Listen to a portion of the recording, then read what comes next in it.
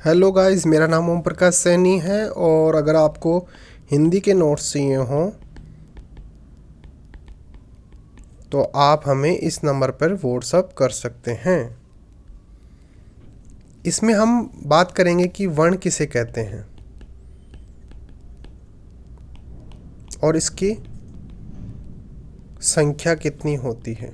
देखिए, जो संख्या वाला जो प्रश्न होता है वो काफ़ी कंफ्यूजिंग प्रश्न होता है। कभी कभी हमसे पूछ लेता है कि हिंदी वर्णमाला में, यानी कि पहले पूछता है वर्णमाला में कितनी होती है, बाल पोथी में कितनी होती है और देवनागरी में कितनी होती है। इस प्रकार से इसमें 3 प्रश्न बन सकते हैं। तो उसके बारे में हम अध्ययन करेंगे कि वर्णमाला, हिंदी वर्णमाला में कितनी होती है संख्या, बाल पोथी में कितनी होती है और देवनागरी लिपि में इसकी संख्या कितनी होती है।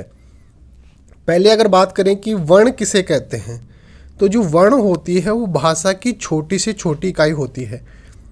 हिंदी भाषा की छोटी से छोटी ध्वनि जिसके और अधिक टुकड़े ना किए जा सके उसे वर्ण कहते हैं। जो हिंदी हमारी भाषा है उसकी कोई ध्वनि है। अब ध्वनि के कोई सबसे सूक्ष्मतम इकाई, यानी कि सबसे छोटी इकाई जिसके और अधिक टुकड़े ना किए जा सके, इस पे ध्यान दीजिए, और अधिक टुकड़े ना किए जा सके। अगर उसके आगे और फर्दर उसके टुकड़े किए जा सकते हैं तो उसे वर्ण नहीं कहेंगे। तो सबसे छोटी इकाई जिसके और अधिक टुकड़े ना किए जा सके उसे वर्ण कहते हैं। फिर हमारी बात आती है कि वर्णमाला किसे कहते हैं। ये तो एक तो हो गया वर्ण और एक होता है वर्णमाला।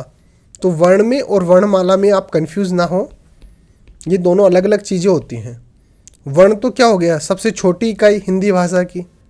और वर्णमाला क्या होता है, जब इन सभी वर्णों को एक सुव्यवस्थित रूप से, इस प्रकार से जचाकर सुव्यवस्थित रूप से एक समूह बना लिया जाता है, तो इस समूह को हम वर्णमाला कहते हैं।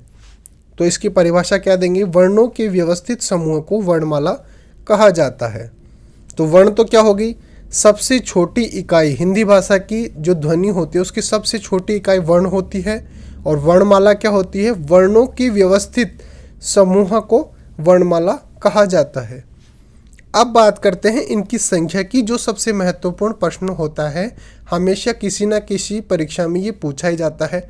कभी तो वो पूछता है कि हिंदी वर्णमाला में संख्या कितनी होती है वर्णों की, कभी पूछता है हिंदी बाल पोथी में संख्या कितनी होती है, और कभी पूछता है जो हिंदी देवनागरी लिपि होती है उसमें वर्णों की संख्या कितनी होती है।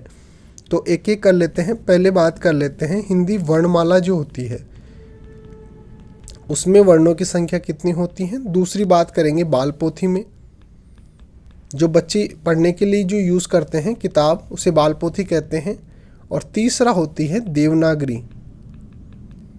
तो देवनागरी में, बाल पोथी में और वर्णमाला में, हिंदी वर्णमाला में वर्णों की संख्या होती है 44।